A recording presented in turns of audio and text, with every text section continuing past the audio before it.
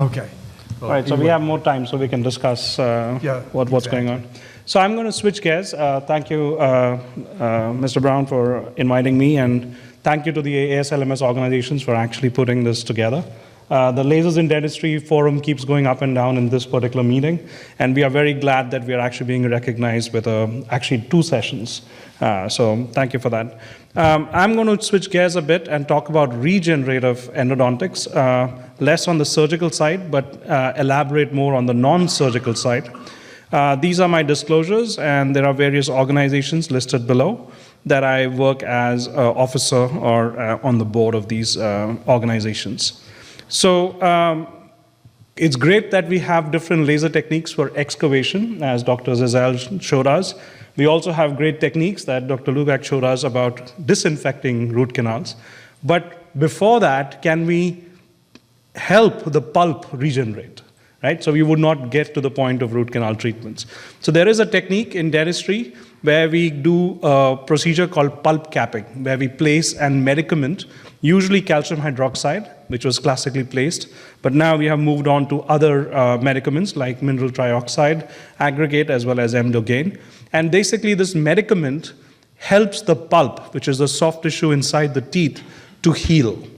It heals by a process of osteodentin or scarring. And this procedure, if performed early enough during infections of the tooth, can prevent the need for a root canal.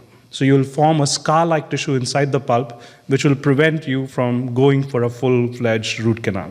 And we know that the vitality of the tooth is important because if that pulp is necrotic or replaced during root canal, the entire tooth becomes more susceptible to fracture, which is why we end up, most of the root canal treated teeth, we end up putting a crown on top to protect it from physical fracture. So this work is focused on the fact that instead of using a chemical compound, can we use light to stimulate the wound healing response and regenerative response? And as we very nicely saw in the previous 2 talks, unlike a surgical procedure where you want to transfer energy very quickly to ablate or disinfect tissues, we are relying on the photochemical change that occurs when light induces a change in the biological tissue composition.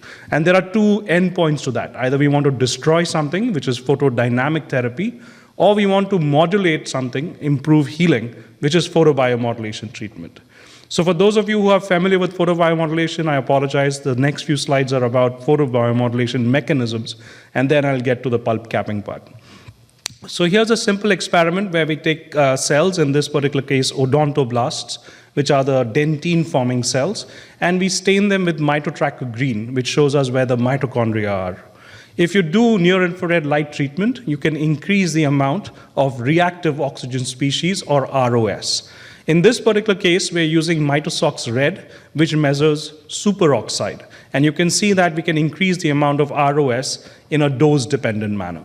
By using other fluorescent reporters, we can also measure hydrogen peroxide, hydroxyl radicals, as well as nitric oxide. It is interesting to note that specifically with pulp wound healing, nitric oxide is not induced in epithelial cells and odontoblasts. It is robustly induced in endothelial cells and cardiac myocytes. So then we did another experiment where we were asking if you're generating a chemical species, what is it acting on in the biological tissue? So if you're familiar with protein structure, if you end up unfolding a protein or cleaving a protein fragment, you expose free cysteine groups on the protein structure. So using this dye, which I will not try to pronounce, IAE dance, we will use this dye, which is non-fluorescent in nature, but when you add this to exposed cysteines, it starts to fluoresce. So if the laser-induced ROS is changing protein structure, we're using this dye to detect, in an unbiased manner, all the changes in protein in biological tissues. By doing this, first and foremost, we saw that we get increased fluorescence, showing us that laser is changing, even at non-surgical low dose, is capable of changing protein structure. And then by doing 1D and 2D gel electrophoresis, we were able to identify that there is a very specific complex, among others, which can get activated with photobiomodulation. And this particular complex turned out to be this growth factor, TGF-beta, transforming growth factor beta. So we took this latent TGF-beta complex and made various single amino acid mutations, and one particular mutation, a methionine to an alanine substitution, results in an inability to activate by photobiomodulation-induced redox changes. So here's the experiment. So we take wild-type latent TGF-beta, put it in mouse embryonic fibroblasts, and we do photobiomodulation treatment. This is a Western blot showing you that phosphosmat2, which indicates that TGF-beta signaling has been activated, can be seen only in the wild-type cells, but does not occur in the redox mutant. And remember, this is a single amino acid mutant. So by changing one amino acid on the growth factor, you lose the ability of photobiomodulation to activate this growth factor complex. We also went ahead and did more recently a study where we replaced the entire TGF-beta growth factor. And this is the wild-type mice, which have the regular TGF-beta. And if you make third-degree burn wounds, which have a lot of inflammation, as is evident in these pictures here, photobiomodulation treatment with TGF-beta activation is able to stimulate this wound healing. When you replace that TGF-beta1 with its isoform TGF-beta3, we end up with a mouse model which cannot activate TGF-beta, as shown in this SMAT blot here. And as you expect, when you do wound healing with burn wounds in these cases, you do not see this activation. So TGF-beta activated by photobiomodulation is critical for both inflammation, and we did a lot of studies with macrophages in this paper, as well as the epithelial response in closing the wound that you see in this particular case. And in another set of experiments, we've been looking at what is the optimal photobiomodulation dose. And without going into many details, I'll point to the fact that this particular molecule, activating transcription factor 4, is increased in a dose-dependent manner. And this part of the curve, where you're in the photobiomodulation zone, is where you get preconditioning or pre-stressing of the cells that makes them more resilient. If you exceed that dose, as shown in this image here, you end up inactivating ROS scavengers, such as catalase, glutathione peroxidase, and superoxide. And a combination of low amounts of heating, which we have characterized as 45 degrees centigrade, it's a range between 42 to 45 degrees, and the inactivation of the ROS scavengers results in phototoxic damage. Unfortunately, this is where we think a lot of photobiomodulation dosing is going wrong, because we are delivering too much dose and exceeding this dose threshold.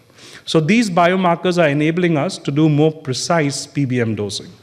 Now, in the case of dentine, coming back to the reason we are talking in regenerative endodontics, we want to know if we can actually stimulate dentine formation.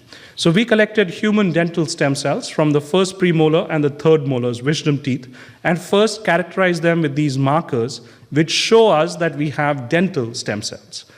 We also do this simple experiment, which is shown here. I don't know if you can see the small red dots.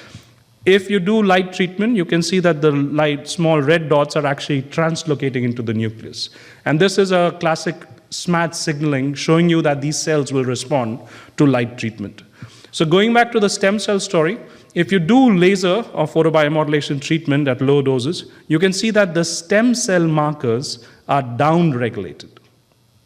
And as a positive control, we use TGF-beta, which we know we can activate with light. And you can see that they follow the same trend. At the same time, we are able to upregulate odontoblastic markers.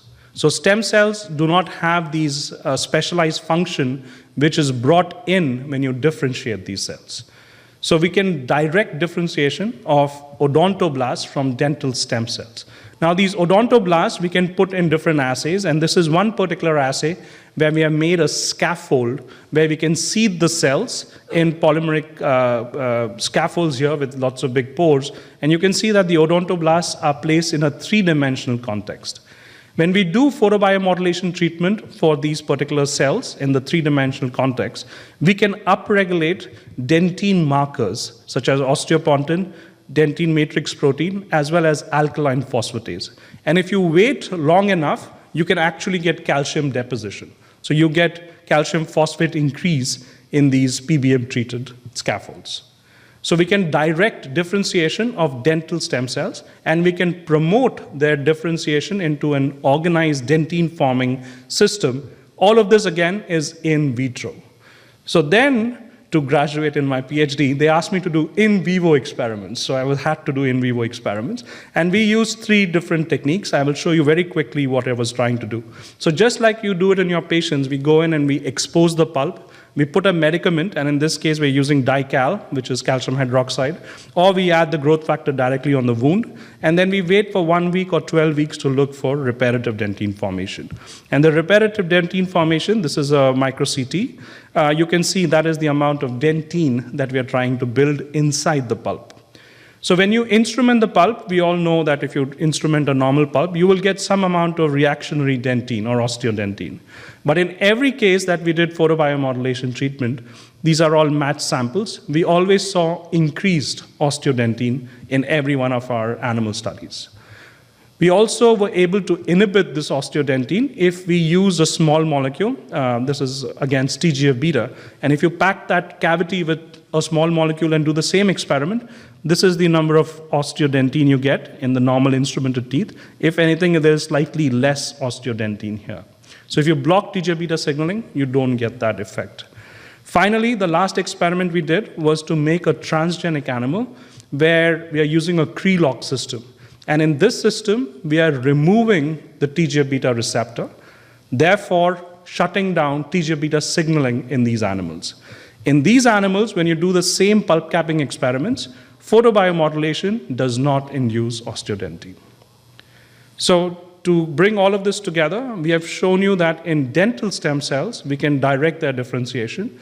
When you have odontoblasts, we can promote their organic matrix and mineral deposition. And finally, in vivo, in animal studies, we are carefully documenting that we can induce dentinal repair.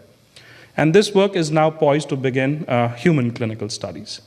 As you know, PBM has made great strides in the last year or two, and some of these, especially with supportive cancer care and oral mucositis, as well as recognition by the Food and Drug Administration, and most recently by the American Dental Association. So ADA has recognized photobiomodulation. So with that, I will end my talk. These are the fellows who actually do all the great work, our collaborators who provide all the models, our funding, and these are some pictures from my lab. So thank you.